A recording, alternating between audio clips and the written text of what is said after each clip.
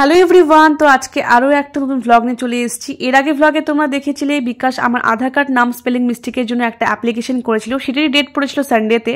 তো আমরা স্নান খাওয়া দাওয়া সব কিছু কাজ কমপ্লিট করে বেরিয়ে পড়েছিলাম।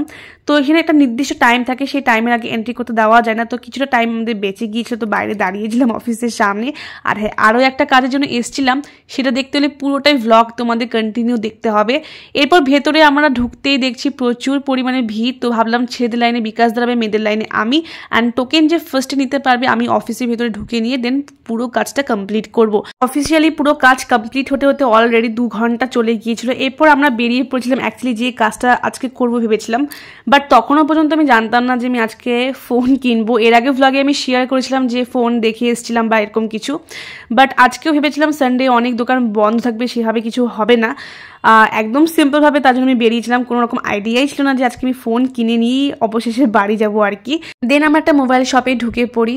এর আগেও আমি এখান থেকে ফোন নিয়েছিলাম, যেটা দিয়ে অলরেডি আমি ভিডিও শ্যুট করছি ভিভো ফোন দিয়ে।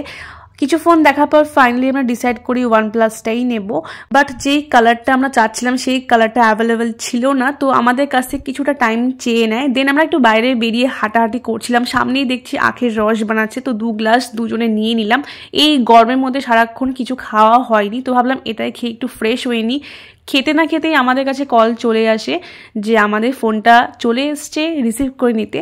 শপ নেম আছে আনন্দস গ্যালারি। ভেতরে এন্ট্রি করতেই একদম নিউ ফোন আমাদের হাতের সামনে দিয়ে দিল, অ্যান্ড এটা দেখে দুজনেই ভীষণ খুশি হয়েছিলাম। মডেল নেম আছে OnePlus Nord CE3 light version.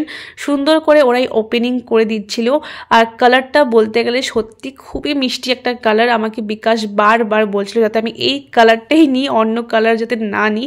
আর কালারটা হাতে পেয়ে আমি দেখলাম সত্যি খুবই সুন্দর, অ্যান্ড নিজের টাকা দিয়ে জিনিস কেনার মজাই আলাদা। অনেক দিন ধরে ভাবছিলাম একটা ফোন নেবো, বাট হয়ে উঠছিল না। ফাইনালি আজকে আমি এটা নিজের জন্য করতে পেরেছি।